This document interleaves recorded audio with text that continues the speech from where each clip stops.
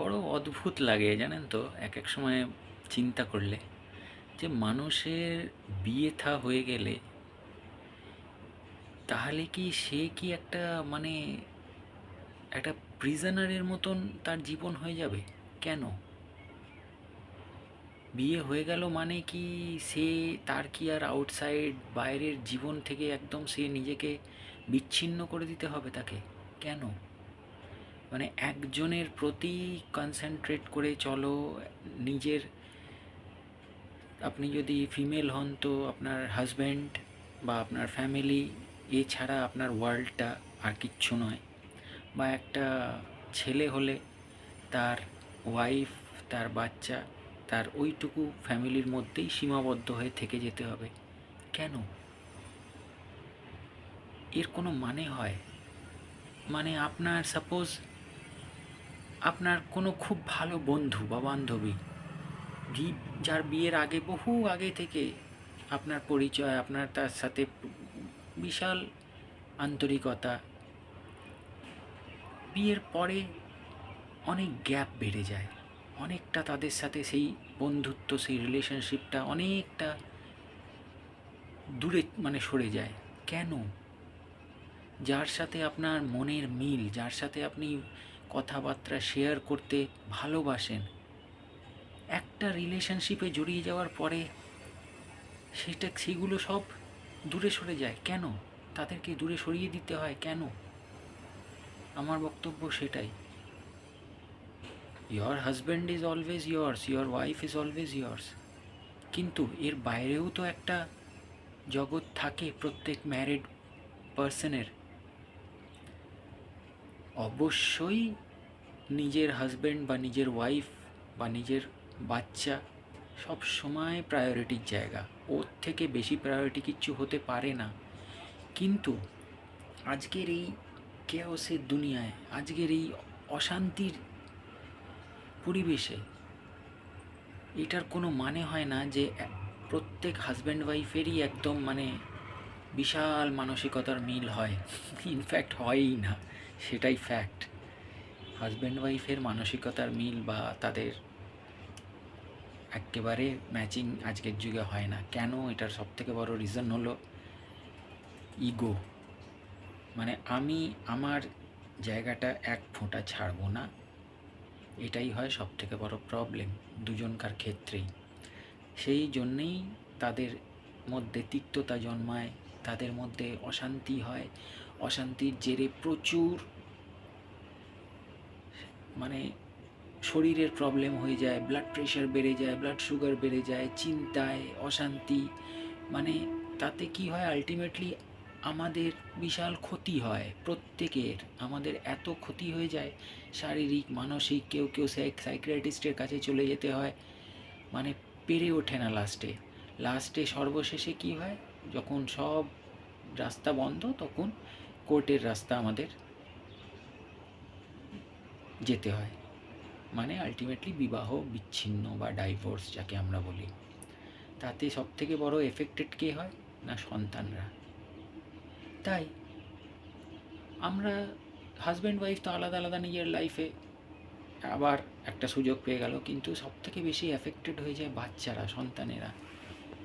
তো আমি এই জিনিসটা বুঝে উঠতে পারি না যে বিয়ে হয়ে গেলেই যে হাজব্যান্ডের সাথে বা ওয়াইফের সাথেই একে অপরকে মানে সব সময় একদম নিজের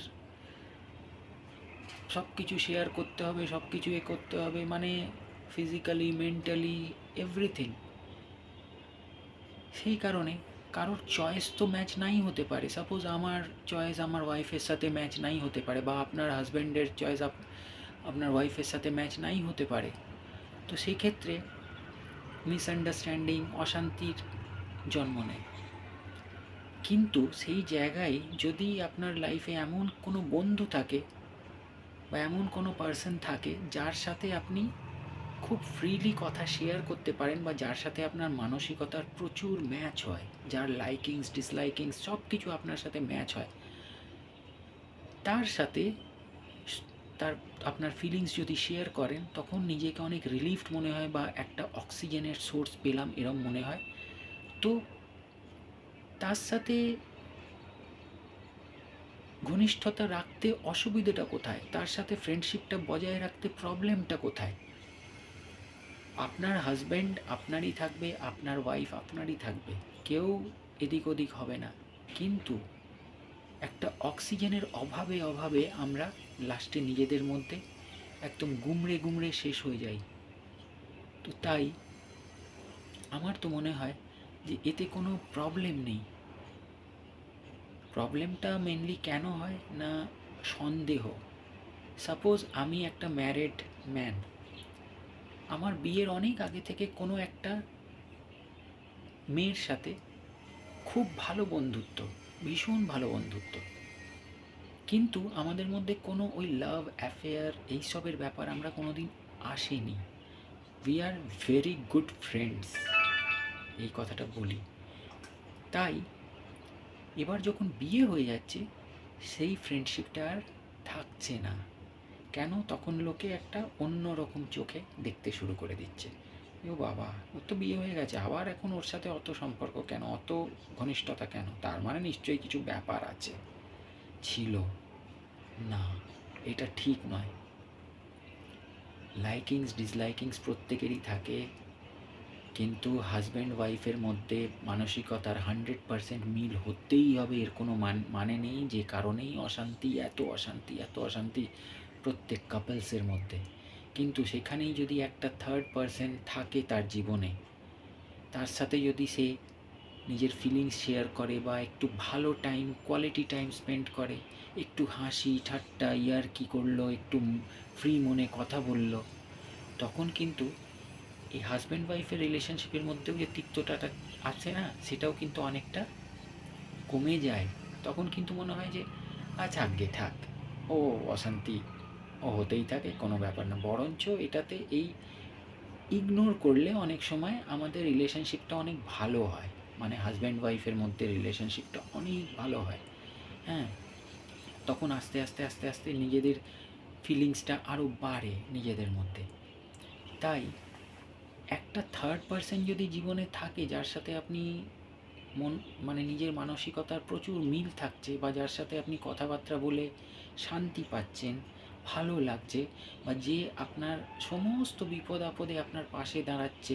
হ্যাঁ, হয়তো ভালো টাইমে না দাঁড়ালো, কিন্তু খারাপ টাইমে ও আপনার পাশে অবশ্যই থাকলো। তো জেনে রাখবেন যে সে প্রকৃত আপনার সবথেকে ভালো বন্ধু। এবার দুনিয়া যা বলে বলুক, যে সে আপনার লাভার হোক, এই হোক তাই হোক, এটা কিচ্ছু এসে যায় না। দুনিয়া কি বললো না বললো তাতে কিচ্ছু এসে যায় না। আপনি জানেন আপনি কি, সে জানে সে কি। হ্যাঁ, তবে হাজব্যান্ড ওয়াইফের মধ্যে এই মিসআন্ডারস্ট্যান্ডিংটা যেন ক্লিয়ার থাকে, মানে এই মিসআন্ডারস্ট্যান্ডিংটা যেন না থাকে যে হাজব্যান্ডের মনের মধ্যে এলো যে ও আমার ওয়াইফ, ওর সাথে নিশ্চয়ই কিছু ব্যাপার আছে, বা ওয়াইফের মনের মধ্যে কখনো এলো না যেন ও আমার হাজব্যান্ডের তো ওই মেয়েটার সাথে কিছু ব্যাপার আছে। না, ফ্রিলি কথা বলতে হবে, হাজব্যান্ড ওয়াইফের সাথেও ফ্রিলি কথা বলতে হবে তার সম্পর্কে।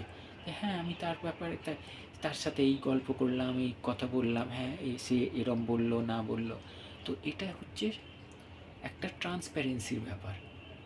তো সেই ট্রান্সপ্যারেন্সিটা বজায় রাখলে তো অসুবিধেটা তো কিচ্ছু নেই।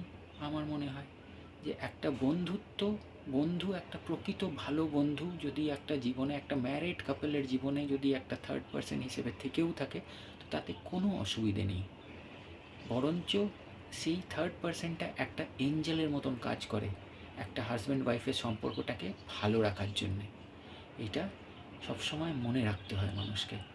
আর নিজের হাজব্যান্ড ওয়াইফের সম্পর্কটাকে ভালো রাখতে গিয়ে সেই বন্ধুটাকে, যে প্রকৃত ভালো বন্ধু, সেই বন্ধুটাকে নিজের জীবন থেকে দূরে কখনো সরানোর কথা ভাববেন না, বা ভাববে না। এটা যদি করে নাও তাহলে কিন্তু জীবনে অনেক বড় একটা লস হয়ে যায়, বিশাল বড় লস, যেটা যে লসটা পূরণ হওয়া খুব মানে হয় না।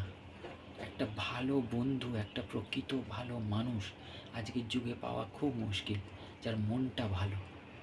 তাই বিয়ে হয়ে গেছে তো কি হয়েছে, তোমার সংসার তোমারই থাকবে, তোমার বাচ্চা তোমারই থাকবে, কিন্তু একটা বন্ধু সবসময় থাকে না।